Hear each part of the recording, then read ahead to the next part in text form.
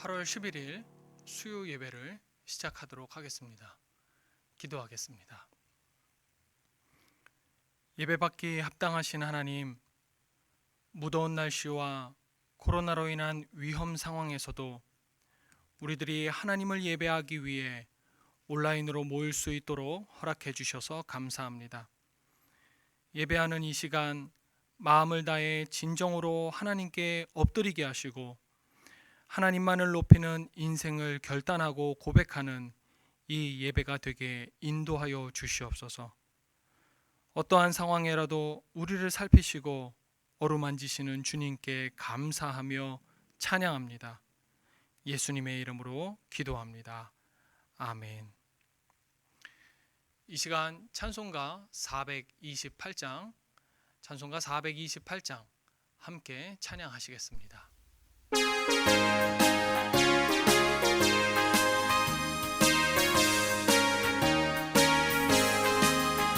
내 영혼에 햇빛 비치니 주 영광 찬란해. 이 세상 어떤 빛보다 이리 더 빛나네. 주의 영광 빛난 광주 비춰 주시옵소서. 그 밝은 얼굴 배울 때 나의 영혼 기쁘다. 내 영혼에 노래 있으니 주 찬양합니다. 주 귀를 기울이시사 다 듣고 계시네. 주의 영광 빛난 광주 주시옵소서. 그 밝은 얼굴 배울 때 나의 영혼 기쁘다. 내 영혼의 봄날 되어서 주 함께 하실 때 그 평화 내게 깃들고 주 은혜 꽃피네. 주의 영광 비춰 주시옵소서. 그 밝은 얼굴 배울 때 나의 영혼 기쁘다. 내 영혼에 기락이 있고 큰 소망 넘치네. 주 예수 복을 주시고 또 내려주시네. 주의 영광 빛난 광주 주시옵소서. 그 밝은 얼굴 배울 때 나의 영혼 기쁘다.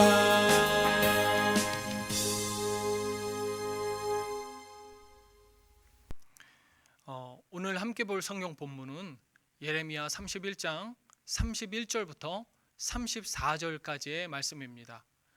예레미야 31장 31절부터 34절까지의 말씀으로 제가 가진 성경으로는 구약 성경 1101쪽이 되겠습니다.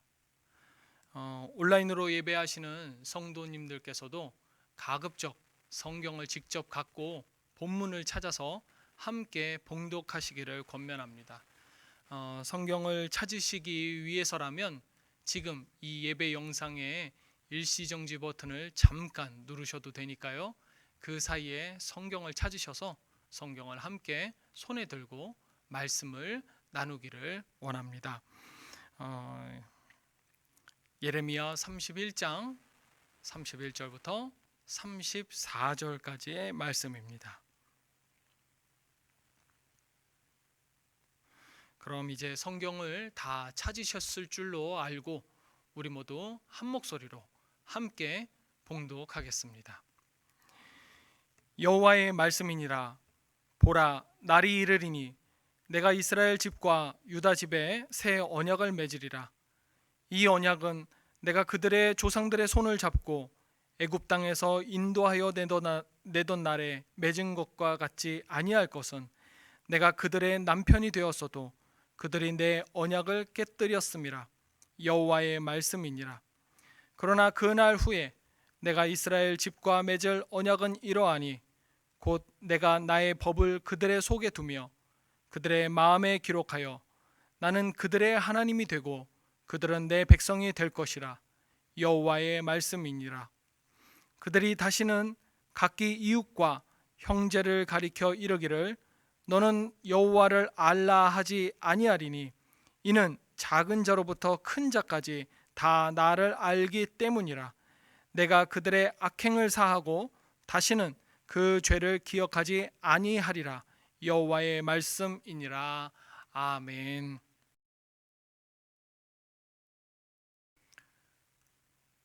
오늘 오전 뉴스를 보니까 어제 코로나 확진자가 2,200명을 넘었습니다. 지금 예배 영상을 녹화하는 오후 4시 현재도 어제 같은 시간에 확진자 수보다 한 130명이나 확진자 수가 더 많습니다. 정말 심각한 상황입니다만 어떤 전문가는 지금의 이 숫자가 정점이 아니다. 4,000명까지도 나올 수 있다라고 합니다. 또 누군가는 11월에 다시 대유행이 올 수도 있다. 이런 경고도 합니다. 성도 여러분께서도 최대한 마스크 착용과 손 소독 등 개인 방역에 철저히 하시며 건강을 지키시는데 더욱 주의하시기를 바랍니다. 오늘 함께 보는 이 예레미야 본문의 예레미야 선지자는요, 외교적으로 대단히 혼란한 시대에 활동을 했어요. 그 북쪽의 아시리아와 남쪽의 이집트, 이 아시리아와 이집트가 세계의 패권을 두고 경쟁하던 시기였거든요. 북쪽의 아시리아, 남쪽의 이집트요. 이런 점을 보면 이스라엘 역사가 참 우리랑 닮았다는 생각이 듭니다. 남북으로 분열된 것, 남한과 북한, 또 남유다와 북이스라엘. 또 그래서 때로는 힘을 합치기도 하지만 기본적으로는 서로 적대한 것도 그렇고요. 또 무엇보다 자기 국가의 명운이 그 주변 강대국의 힘의 논리에 좌지우지되었다는 것. 현재도 우리나라는 미국과 중국이라는 강대국 사이에서 외교를 하지만 이게 쉽지가 않죠. 미국과 중국이 서로 완전한 자기네 편으로 우리를 자기네 편으로 삼으려고는 하는데 또 그 와중에 자신들의 이익이 걸려 있으니까 그 이익을 극대화하기 위해서라면 또 우리나라를 향해서 압박도 마다하지 않는 그런 이율배반적인 모습을 우리한테 아주 거리낌 없이 보여주죠. 그래서 누군가는 미국이 좋다, 또 누군가는 싫다, 또 누군가는 중국이 좋다, 또는 싫다. 이런 강대국 사이에서요, 이제 작은 나라가 살아남으려면 외교를 잘해야 돼요. 그렇죠? 근데 이 외교에 정답이 없어요. 그렇다 보니까 작은 나라 안에서 특히 정치인들 안에서 늘 투쟁이 벌어지죠. 친미냐 친중이냐. 그리고 오늘 본문의 시기에서는요, 친아시리아냐 친이집트냐. 사실 오늘날 이제 미국과 중국의 대결은 경제 패권, 이제 쉽게 말해서 누가 더 많은 돈을 움켜쥐느냐의 성향이 강하지만 이 당시 아시리아와 이집트의 대결은 말 그대로 죽고 사는 전쟁이었죠. 그러니 예레미야가 있는 남유다는 바람 앞에 등불과 같은 그 일촉즉발의 상황에 처해 있는 거예요. 조금만 잘못하면, 외교하다가 줄 잘못하면 나라 망하는 건 순식간입니다. 그러니 남유다 온 나라는 이 아시리아와 이집트의 대결에 모든 촉각을 곤두세우고 있는 거예요. 이 두 세력의 대결이 북쪽의 아시리아와 남쪽의 이집트의 대결이 곧 남유다의 운명과 직결되거든요.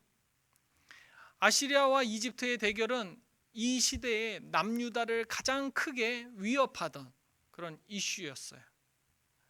그런데 예레미야에게는요, 이 예레미야에게는 아시리아와 이집트의 대결보다 더 중요한 것이 눈에 보이는 거예요. 그게 바로 뭐냐면 남유다 백성들 안에 있는 바로 하나님을 향한 죄였어요. 오늘 읽은 본문은 31장의 한 부분이지만 좀 더 깊은 이해를 위해서는요 17장을 먼저 봐야 하거든요. 제가 읽을 건데요 새번역으로, 새번역 성경 그걸로 한번 읽어보도록 하겠습니다. 유다의 죄는 그들의 마음판에 철필로 기록되어 있고 금강석 촉으로 새겨져 있다. 그들의 제단 뿔 위에도 그 죄가 새겨져 있다. 자손은 그 기록을 보고서 조상이 지은 죄를 기억할 것이다.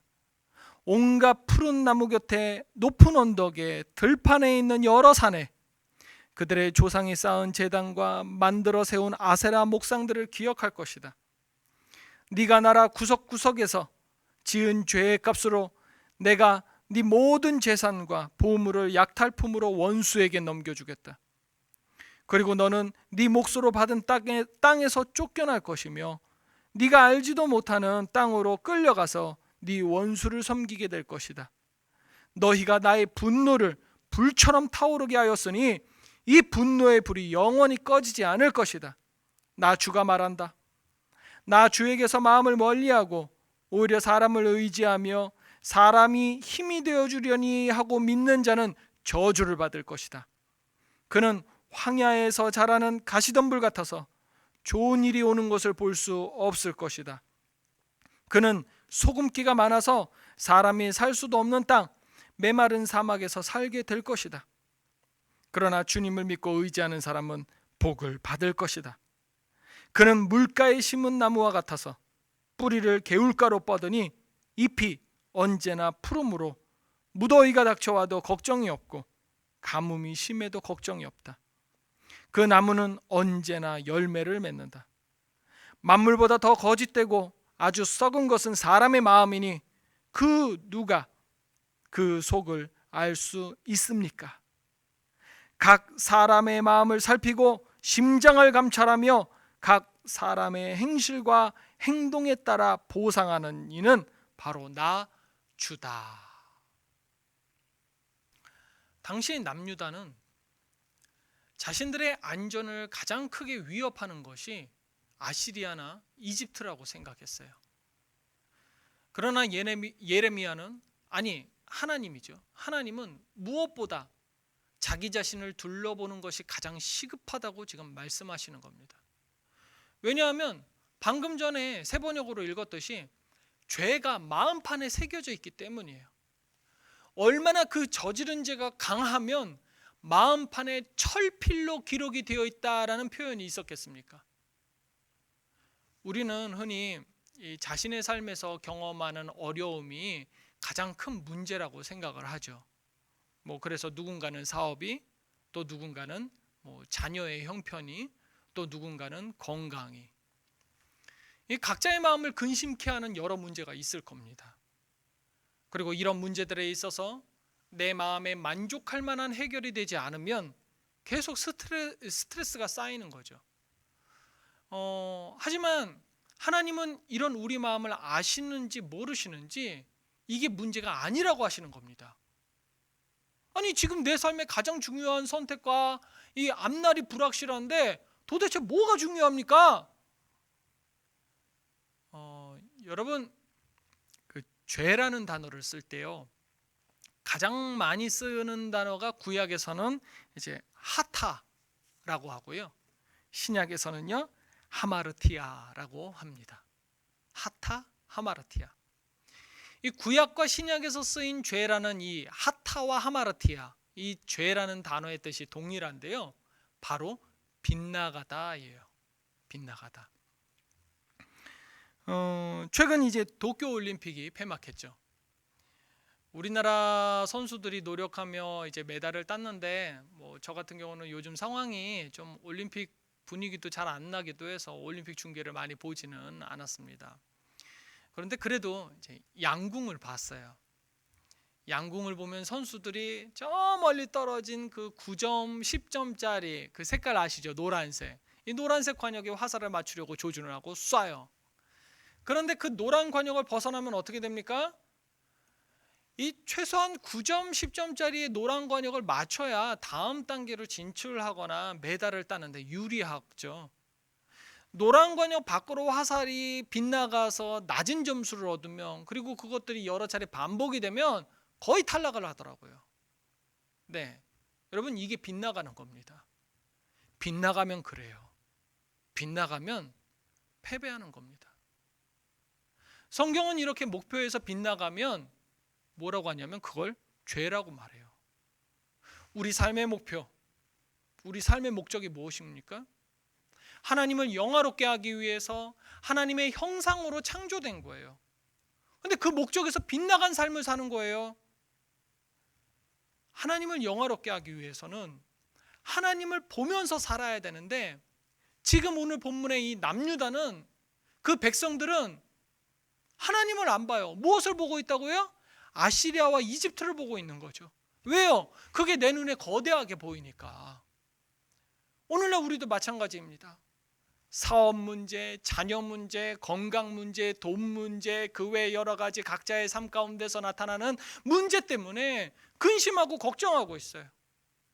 그런데 그렇게 걱정한다는 것은 지금 하나님을 보고 있지 않고 문제를 보고 있다는 말이 되는 거잖아요. 걱정하고 있으니까요. 시선이 하나님을 향해야 하는데 내 인생의 모든 그 초점이 하나님께 맞춰져 있는데 지금 문제에 맞춰져 있어. 지금 빗나가 있어. 그럼 우리도 어느새 하나님을 바라보지 않는 죄를 짓고 있는 겁니다. 아니 전도사님, 그러면은 평범한 인생의 고민을 하는데 누구나 경험하게 되는 그런 문제 때문에 생기는 근심 아닙니까? 근데 그걸 어떻게 죄라고 말할 수 있습니까? 예, 죄가 됩니다. 방금 전에 말했던 그저 평범한 그 인생의 고민, 사업 문제, 자녀 문제, 건강 문제, 이런 것들에 대해 근심하는 것이 죄라는 말에 우리가 거부감이 드는 이유가 뭐냐면요, 우리 머릿속에 죄는 악한 행위다라는 명제가 우리 머릿속에 있기 때문이죠. 거짓말이나 속임수, 배신, 강도, 살인, 폭력, 이런 것만이 죄라는 생각이 자리 잡고 있기 때문에 그래요. 그런데 우리는 여기서요, 이 죄라는 것이 행동보다는 상태, 마음의 상태에 가깝다는 사실을 기억할 필요가 있습니다. 무슨 말이냐면요, 하나님 앞에서는 살인을 저지르는 행동보다 살인하고자 하는 마음의 상태가 더 먼저 있었다는 거죠. 오늘날 우리 인간들의 법에서도 보면, 여러분 술집에서 시비가 붙어갖고 뉴스 같은데 보면 술집에서 시비가 붙어서 벌어진 이제 충동적인 살인들 그런 것들이 있을 수 있잖아요. 근데 그런 충동적인 살인보다 상대방을 딱 정해갖고 계획적으로 내가 몇 월 며칠 날 쟤를 어떻게 죽여버릴 거야, 이런 식으로 살인을 한 것에 대해서 훨씬 더 무거운 처벌을 내리잖아요. 여러분, 죄는요, 이 저지른 행동도 중요합니다만 사실 그 죄에 대한 마음의 상태가 더 중요해요. 그럼 그런 죄에 대한 마음의 상태가 생기는 이유는 뭘까요? 죄에 대한 마음의 상태, 죄를 저지르려는 마음의 상태, 바로 우리 안에 죄성이 있기 때문이죠. 쉬워요. 대답은 뻔해요. 우리 안에 죄성이 있기 때문에 죄를 저지르려는 마음이 있는 거예요. 즉 우리 마음의 상태가 죄의 상태이기 때문이다라는 겁니다. 이 내용을요, 사람들이 살아가는 현실에 적용해 보자면 오늘 본문에서도 보면 남유다 사람들이 아시리아와 이집트의 싸움에 집중하는 것은요, 자기들이 생존하기 위한 방법이잖아요. 누가 이길 것인가? 누가 더 유리할 것인가? 누가 더 군사가 많을 것인가? 우리가 사업이나 건강이나 자녀나 돈 이런 문제로 오늘날도 고민하잖아요. 이런 걸 생각하는 것도 나를 위한 거예요. 그럼 나의 존재 목적은 하나님을 영화롭게 하는 것인데, 내가 나를 위한 것을 생각하고 심지어 거기에 깊이 고민하고 근심하느라 내가 스트레스를 받는다? 여러분, 이건 이미 하나님을 향해야 하는 내 인생의 목적에서 빗나간 겁니다. 빗나간 거예요. 아니 그럼 또 전도사님, 그게 그렇게 따지면은 죄 안 짓는 사람이 도대체 어디 있습니까? 예, 맞아요. 그래서 우리는 모두 죄인인 거예요. 괜히 죄인이 아니에요. 우리 그리스도인의 가치관은요, 일반 세상의 가치관과 달라요. 죄의 기준은요, 일반 기준과 달라요. 선과 악의 기준이 달라야 돼요. 하나님의 뜻에 부합하면 그것이 선이에요. 그렇죠? 대신 하나님의 뜻에 맞지 않으면 그것이 설사 이 세상 모든 사람이 이렇게 막 박수 치는 일이라 할지라도 그건 바로 뭐예요? 악이에요. 여러분, 하나님에 의해 창조된 이 세상에서요, 하나님에 의해 창조된 자가 하나님 가치관에 맞는 마음을 갖고 있지 않다. 그렇다는 것은요, 창조주 하나님의 질서에 완벽하게 위배된 반역하는 자이기 때문에 그래요. 여러분, 반역자의 끝은요, 가장 최악의 멸망밖에 없는 겁니다. 많은 사람들은요, 자신의 삶이 만족스럽게 이루어지지 않는 경우를 가장 싫어하고 인생의 실패로 여겨요. 그러나 하나님을 아는 백성은요, 나의 만족과 유익을 위한 삶은 최우선순위가 아니다라는 것을 입술에 고백으로만 할 것이 아니라 자신의 삶으로까지 나타내야 돼요. 자신의 사업 성공과 건강과 자녀들의 출세 등을 위해서 기도해야겠죠. 기도해야겠지만 그보다 먼저 하나님, 제가 무엇을 하기를 원하십니까?를 기도로 묻는 것. 그것이 그리스도인이 가져야 할 결코 쉽지 않은, 사실 매우 힘겨운 그런 삶의 자세입니다. 그러나 그리스도인이 가져야 할 자세죠. 남유다 시대의 당시 사람들이 예레미야의 메시지를 거부했던 이유는요, 아마도 그들이 듣고 싶던 그 말을 전하지 않았기 때문이겠죠. 사람들은 예레미야가 하나님은 우리 남유다를 보호하실 것입니다. 우리 남유다는 안전할 뿐만 아니라 번영할 것입니다. 모든 나라가 우리 남유다를 향해 굽히며 나아올 것입니다. 이런 메시지를 전하기를 원한 거죠. 우리라고 다르지 않아요. 칭찬, 격려, 위로, 관심, 이런 좋은 말만 듣고 싶은 거죠. 사업도 잘 되고 좋은 사람 만나서 행복한 가정도 꾸리고 싶고 남부럽지 않은 지위도 갖고 싶고 지식들도 갖추기를 원하죠. 그래서 신앙의 초점도 거기에 있어요. 내 기도의 제목이 내가 얼마나 누릴 수 있는가에 집중되어 있는 거죠. 자기 마음의 죄성을 근본적으로 깨닫지 못하기 때문에 그래요.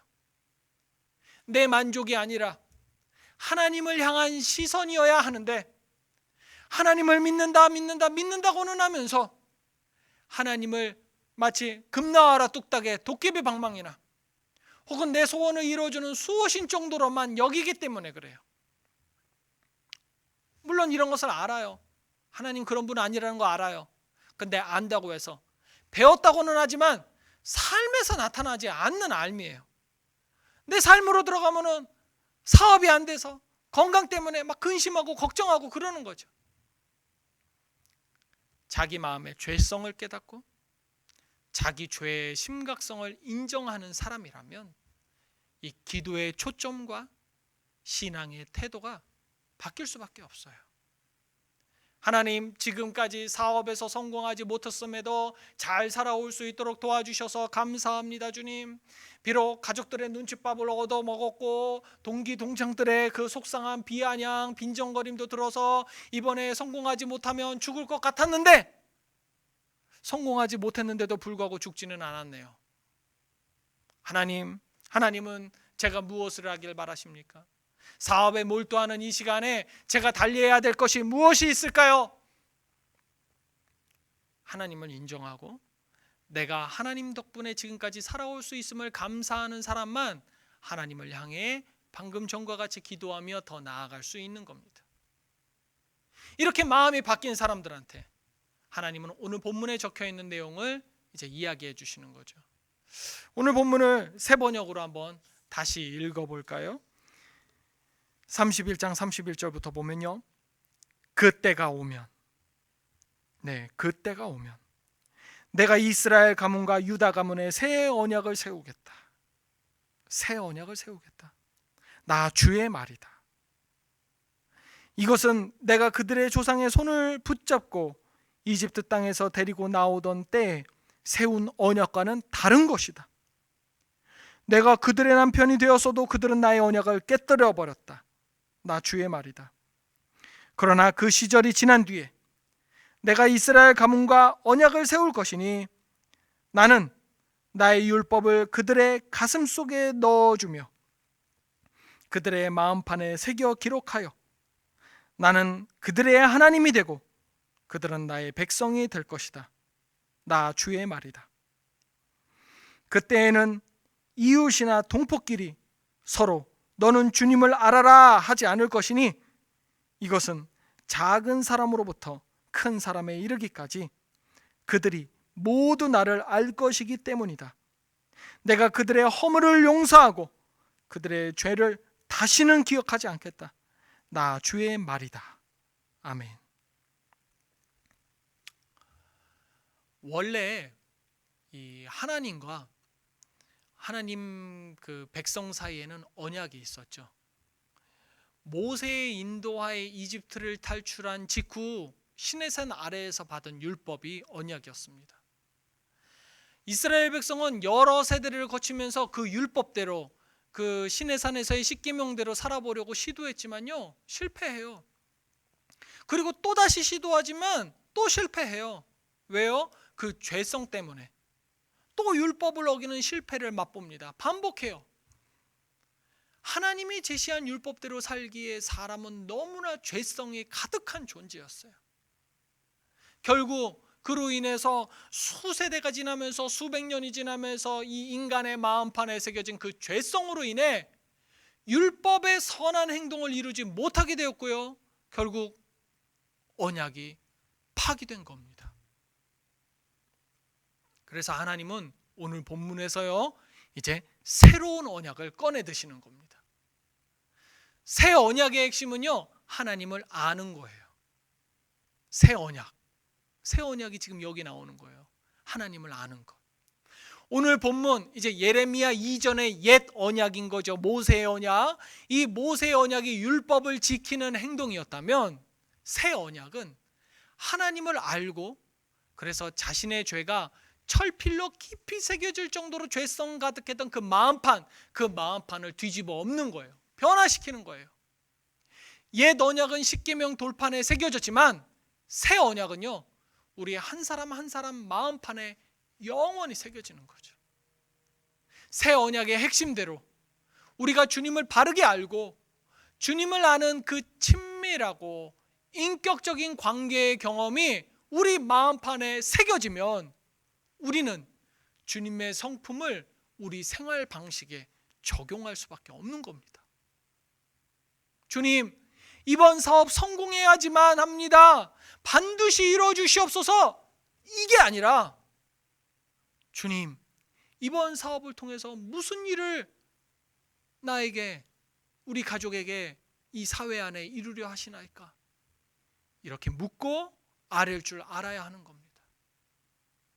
오늘날 많은 사람들이 믿음을요, 혹은 이 신앙을 천국에 가는가 못 가는가의 조건쯤으로 여기지 않는가 싶어요. 즉, 지옥에 가고 싶지 않으니까 예수를 믿는다, 혹은 교회에 간다, 이러는 거죠. 여러분, 이런 생각으로 예수님 믿는다고 한다면요, 그건 진정한 복음 근처에도 못 간 무척 얕은 수준의 초보적인 수준의 믿음입니다. 천국은 우리가 상상 속에서 그리는 황금으로 만들어진 길, 꽃으로 가득한 장식되어 있는 길, 궁궐 같은 대저택, 99칸짜리 그 아주 큰 집, 여러분, 이런 것을 누릴 수 있기 때문에 천국이 아니에요. 바로 그곳에 하나님이 계시기 때문에 천국인 거고요. 하나님 안 계신 곳은 아무리 좋고 즐겁고 왁자지껄해도 지옥인 겁니다. 새 언약이 우리에게 중요한 또 다른 이유는요, 바로 내가 하나님을 안다는 것. 그래서 하나님과의 친밀한 관계를 이 마음판에 새긴다는 것. 즉 내 마음이 바로 하나님과 함께하는 내가 곧 천국이 된다. 바로 그 의미예요. 지금까지 이 마음은 죄로 새겨져 있었지만, 그래서 하나님과 멀었지만, 이제 하나님을 알므로써 그 모든 문제가 해결되는 거예요. 그러기 위해서는 우리 이 구절에 주목해야 돼요. 31장 33절. 그 시절이 지난 뒤에. 그 시절이 지난 뒤에.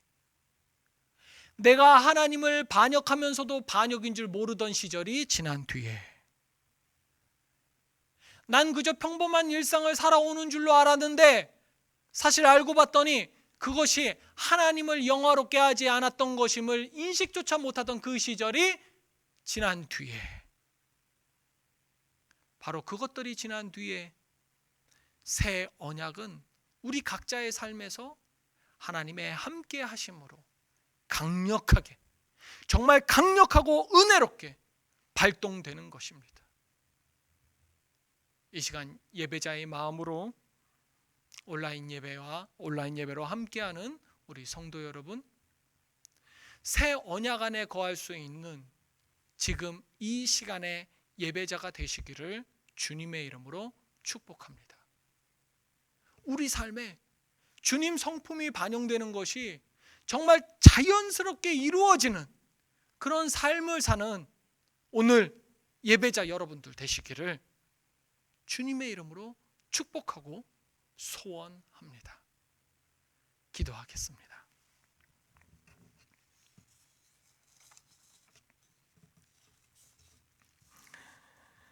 늘 우리를 위해 가장 좋은 것을 베푸시는 하나님, 오늘도 이 시간 예레미야를 통해 하나님의 마음을 알고 우리의 할 일을 가르쳐 주셔서 감사합니다.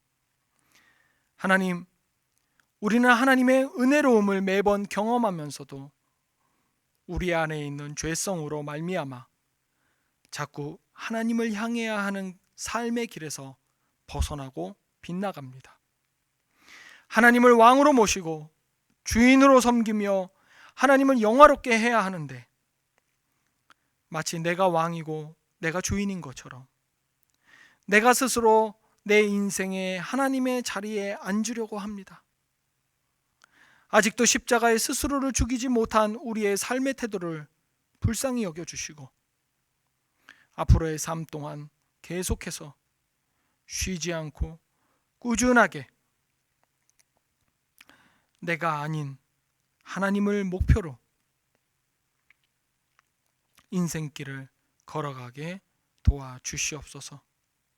주님이 도우시며 함께 하시는 그 길이 내 인생의 천국길임을 압니다. 주님과 함께하는 그곳이 바로 천국임을 선언합니다. 우리가 천국을 사모하오니 천국의 주인이신 주님 곁에 딱 붙어있게 하여 주시옵소서. 그런 인생이 우리 안에 펼쳐지도록 도와주시기를 나의 왕, 나의 주님께 간절히 소원하며 예수님의 이름으로 기도합니다. 아멘.